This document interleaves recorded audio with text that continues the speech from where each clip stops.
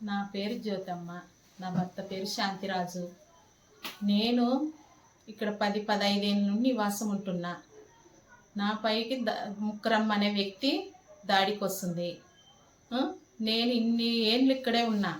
ఈ మధ్యన ఆమె వస్తుంది. 402లో ఆమె ఉంది, దాని వెనకాల ఆమెదే ఉంది. మరి నా పైకి దాడికి వస్తుంది. నాకే అన్నీ ఉన్నాయి, నాకు కూడా అన్ని ఆధారాలు ఉన్నాయి. 404 నాది.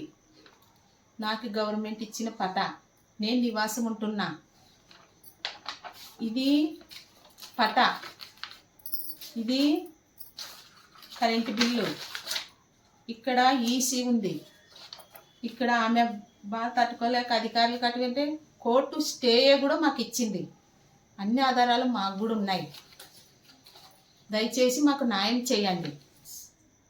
దీంట్లోకి నా విషయంలోన సునీల్ కానీ వినోద్ కానీ ఎలాంటి సంబంధం లేదు వాళ్ళకి.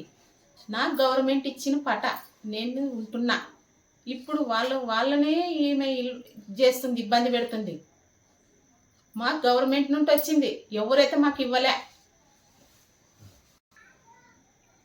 ఎంఆర్ఓ ఆఫీస్కి కూడా పోయినా.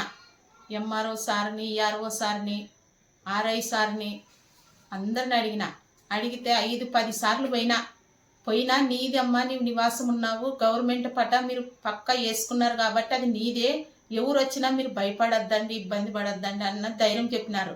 మళ్ళా పోలీసులను తీసుకొచ్చింది. మేము కూడా పోలీసులను కలిసినాం. పోలీసుల కాటికి కూడా పోయినా 4-5 సార్లు. పోలీసులకు కూడా ఇదే సమాధానం చెప్పినారు. ఎస్ఐ, సిఐ, పోలీసులు, అమ్మా నీవు నివాసం ఉన్నావు, నీకేం హాని కాదులే, నీవు వెళ్ళిపో అన్నారు.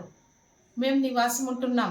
అయినా మరి ఇప్పుడు కొత్త సృష్టించుకొని ఆమె మాపై దాడికి వస్తుంది. మాకు ప్రాణహాని చేయడానికి కూడా ఆమె వెనకాడదు. మమ్మల్ని అయినా ఏమైనా చేయాలని ఉంది. మాకు దయచేసి మాకు న్యాయం చేయండి.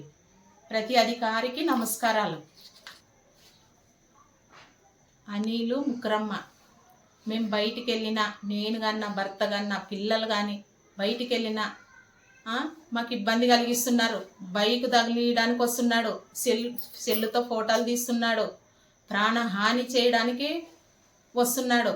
మేము ఏటి వరకు అంటే మేము నెమ్మదిగా ఉండాలా. మాకు దయచేసి మాకు న్యాయం చేయండి. రక్షణ కలిగిస్తున్నారు వాళ్ళు మాకు. మీరు ప్రతి అధికారి మాకు రక్షణ కలిగించండి. నమస్కారాలు.